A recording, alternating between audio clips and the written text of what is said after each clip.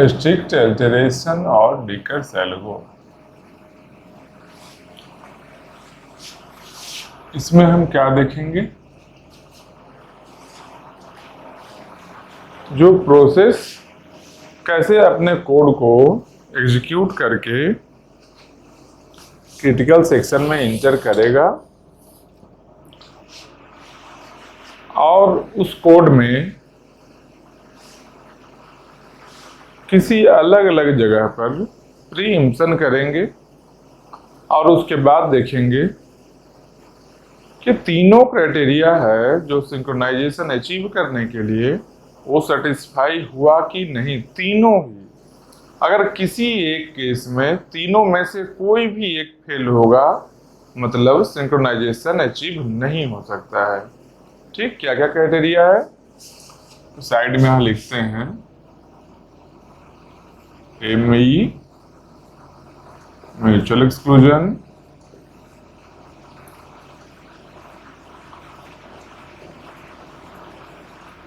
Progress, तीसरा क्या है बाउंडेड वेटिंग।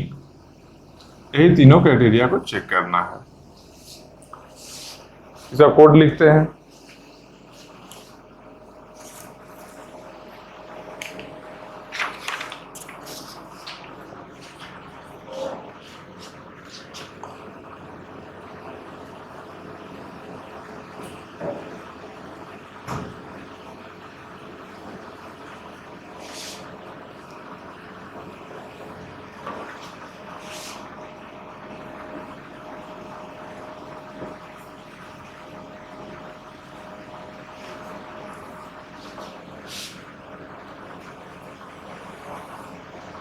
इसमें क्या दिख रहा है, दो प्रोसेस का अपना अपना कोड है, दोनों का कोड भी डिफरेंट है। अभी तक क्या हम लोग देखे थे, जो एक ही कोड है और एक से ज्यादा प्रोसेस उस कोड को रन करवाकर क्रिटिकल सेक्शन को एक्सेस करने का कोशिश करता है। कभी क्रिटिकल सेक्शन में जा रहा है, कभी किसी एक कंडीशन को सेटिस्फाई कर रहा है, कभी कोई एक कंडीशन को नहीं कर रहा है सेटिस्फाई। यहाँ पर क्या है, दोनों का अपना अपना कोड है तो दोनों के कोड को रन करवाएंगे। जैसे पहले एक कोड को रन करवा रहे थे अलग अलग प्रोसेस के लिए, यहाँ पर दोनों प्रोसेस के लिए सेपरेट कोड को रन करवाएंगे।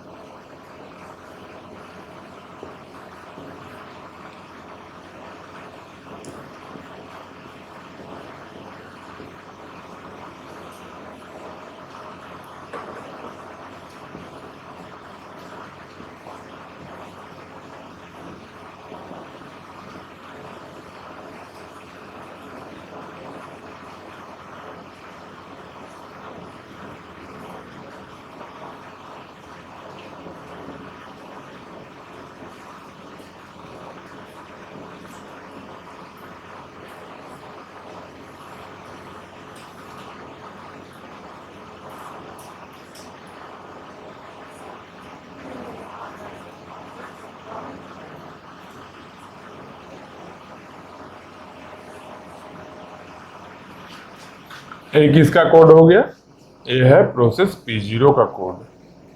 फिर सेम वैसा ही P1 का भी कोड है, बस कुछ डिफरेंस होगा कोड में।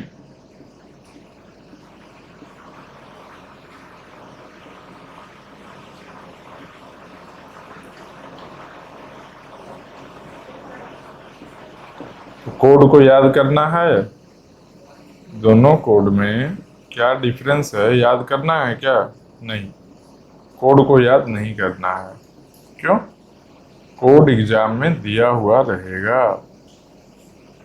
हम लोग का काम क्या रहेगा, उस कोड को रन करवाना और उसके किसी भी केस में अगर तीनों में से कोई एक कंडीशन नहीं सेटिस्फाई कर रहा है या कोई कंडीशन सेटिस्फाई कर रहा है, उसके अकॉर्डिंग आंसर मार्क करना।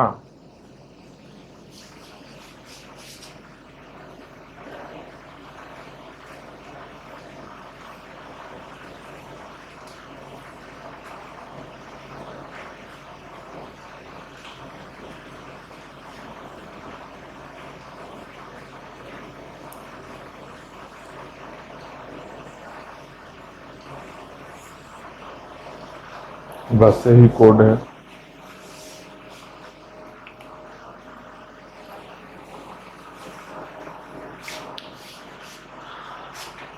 तो यहाँ ये क्या है?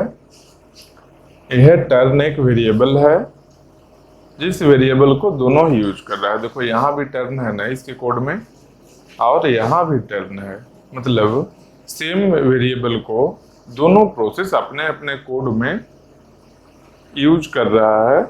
मतलब एक पॉसिबिलिटी है कि प्रोसेस दोनों सिंक्रोनाइज नहीं भी हो सकता है, क्योंकि कोड में कुछ कॉमन है। तो टर्न वेरिएबल कैसा है, ये अपने बारे में इंफॉर्मेशन रखे है क्या कि अगर 0 होगा तो प्रोसेस P0 इंटर कर सकता है।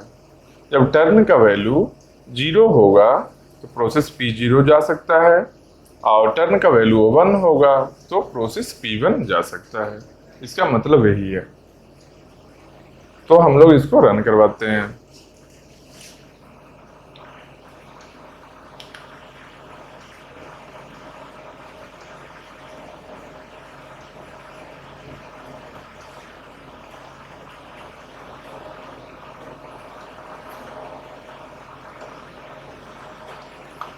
टर्न का इनिशियल वैल्यू मानकर चलते हैं कि 0 है। 1 भी माने कोई फर्क नहीं पड़ेगा, 0 मानो या 1 मानो कोई फर्क नहीं पड़ेगा। मानते हैं कि 0 है, कुछ तो एक मानना है। चलो, अब 0 है टर्न, प्रोसेस P0 को एग्जीक्यूट करवाते हैं इसके कोड को। क्या है? व्हाइल ट्रू नॉन-CS while turn not equal to 0। मतलब कि टर्न 0 नहीं है। ये सही बात है। टर्न नॉट इक्वल टू 0, ये बोल रहा है कि टर्न 0 नहीं है, तो ये गलत है ना?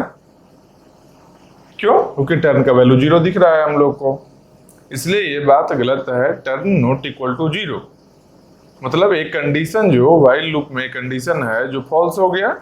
जब कंडीशन फॉल्स हो गया तो क्या होगा? लूप से बाहर आएगा। बाहर आएगा तो कहाँ आएगा?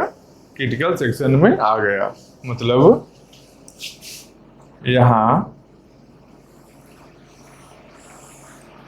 यहाँ एक क्रिटिकल सेक्शन बनाए जिसमें कौन सा प्रोसेस आ गया?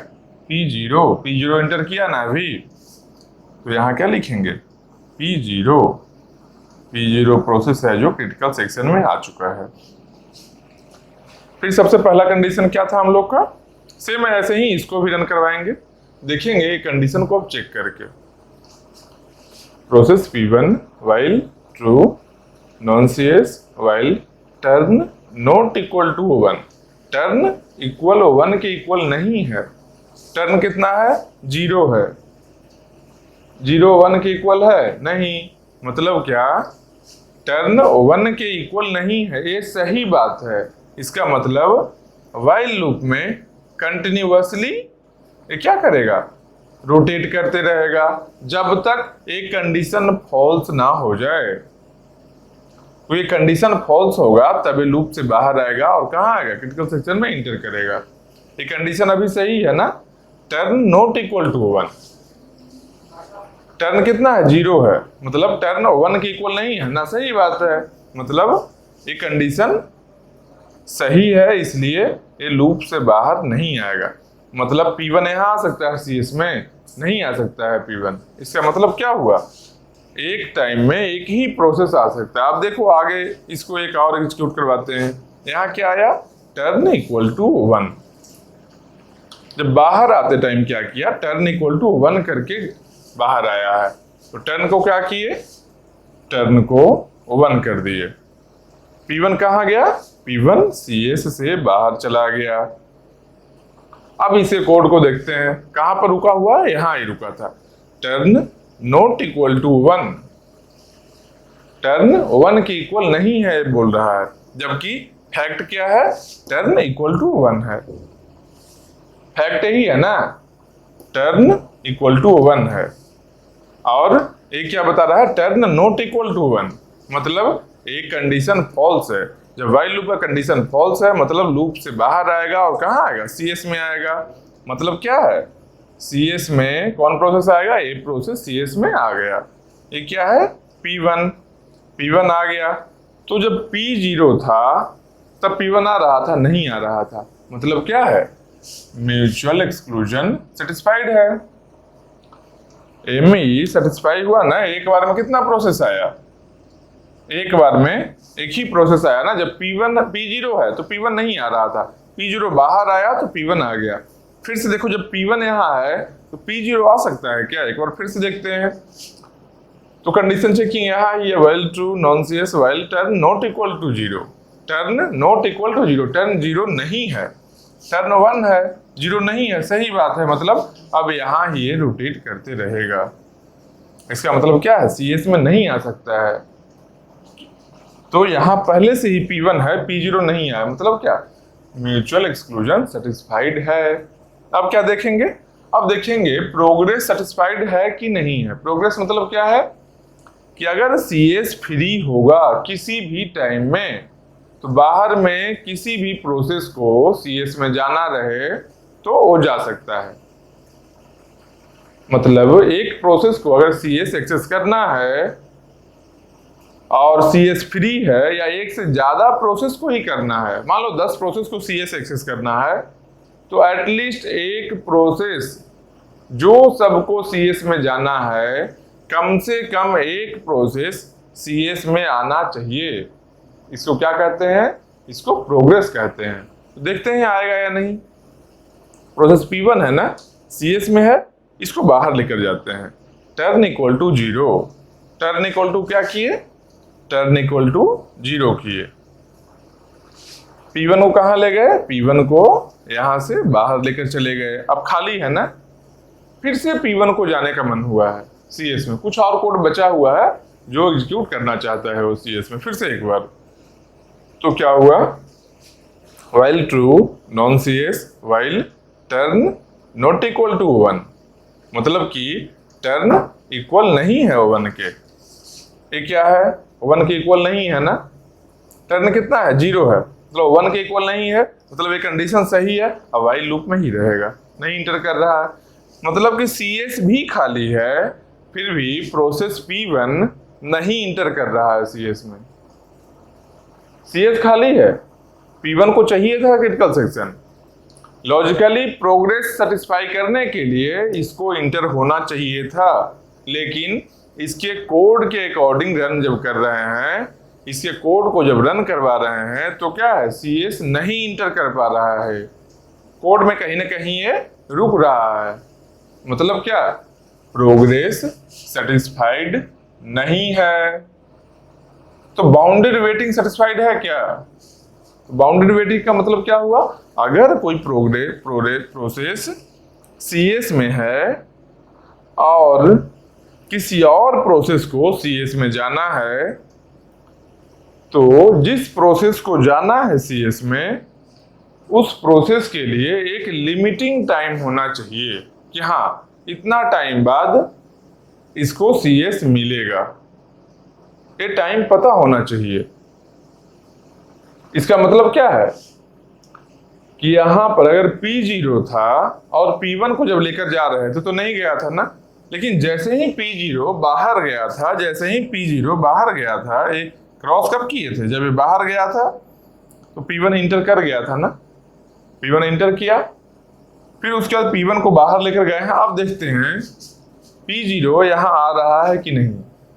P0 देखो, while true non CS while turn not equal to 0, turn equal to यहाँ 0 है और वहां क्या बोल रहा है, टर्न नॉट इक्वल टू 0, मतलब ये स्टेटमेंट फॉल्स है। फॉल्स है तो लूप से बाहर आएगा, CS में इंटर कर गया ना, मतलब क्या हुआ कि P0 फिर से यहां पर आ गया। मतलब क्या, P0 के पास में इंफॉर्मेशन है, सही सही ये चीज बात उसको पता है कि जैसे ही प्रोसेस P1 CS से बाहर जाएगा P0 को चांस मिलेगा ही मिलेगा। ये बात कंफर्म है, मतलब बाउंडेड वेटिंग सेटिस्फाइड है। बाउंडेड वेटिंग यही है ना। बाउंडेड वेटिंग का मतलब क्या है, जो कितने टाइम बाद वो प्रोसेस इंटर कर रहा है क्रिटिकल सेक्शन में, वो बात पता होना चाहिए। और यहाँ पर क्या है, कहीं डेडलॉक आ रहा है क्या? एक प्रोसेस किसी और प्रोसेस को रोक दे और वो प्रोसेस इसको भी रोक दे, मतलब दोनों में से कोई अपने कोड को एग्जीक्यूट नहीं कर सके, उसी को डेडलॉक कहते हैं। बताया था डेडलॉक का, दो लोगों के पास पेन है, एक पेपर है, एक के पास पेन है, एक के पास पेपर है, दोनों में से कोई नहीं लिख पाया था। क्यों? एक के पास पेपर नहीं था, एक के पास पेन नहीं था, मतलब अपना काम दोनों में से कोई नहीं किया, मतलब अपना कोड दोनों में से कोई कंप्लीट नहीं कर पाए अगर एक दूसरे के चलते, तो उसको क्या कहते हैं? उसको डेडलॉक कहते हैं। अगर डेडलॉक होता तब प्रोग्रेस कभी भी नहीं सेटिस्फाइड होता है। मतलब इफ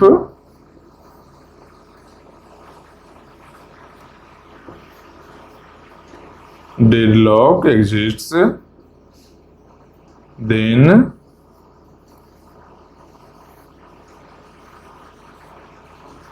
progress never be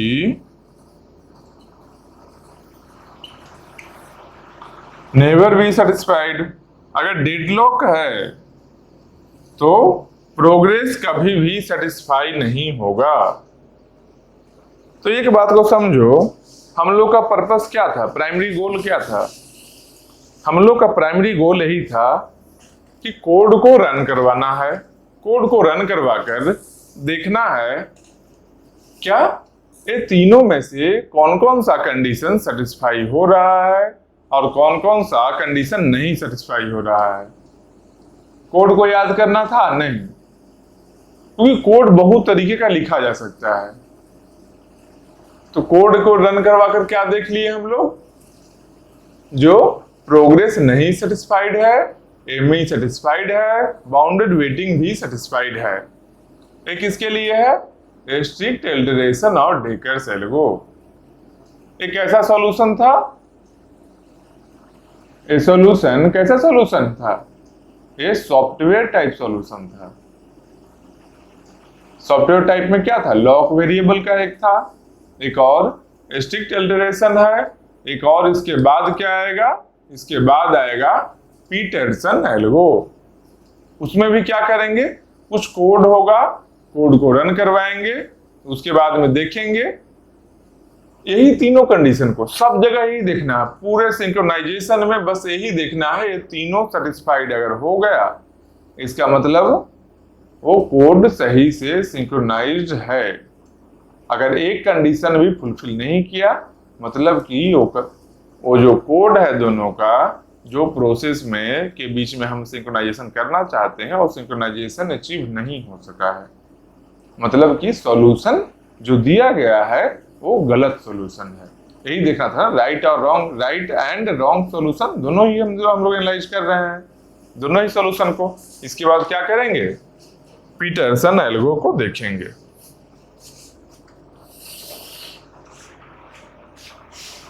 हाँ, डेडलॉक जहां रहे वहां पर प्रोग्रेस सेटिस्फाइड नहीं होगा। ऐसा नहीं करना है कि एक प्रोसेस है, एक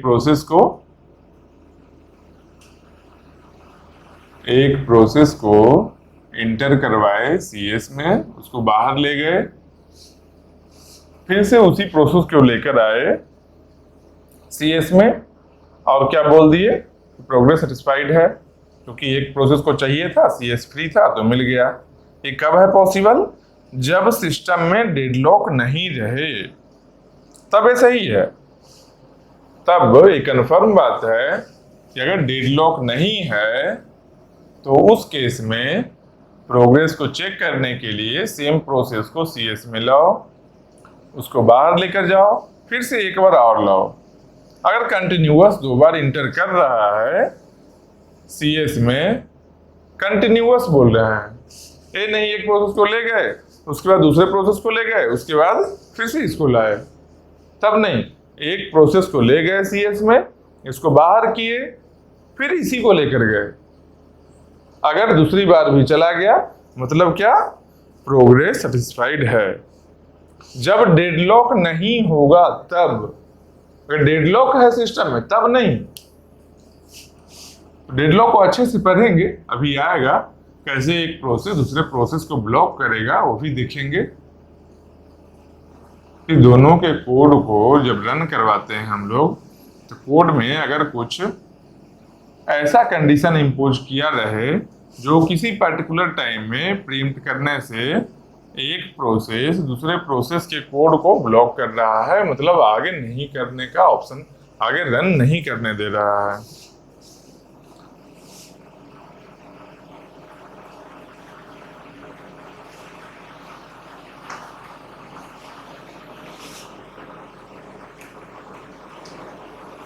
इसके बाद हम लोग क्या देखेंगे, इसके बाद देखेंगे पीटरसन एल्गो।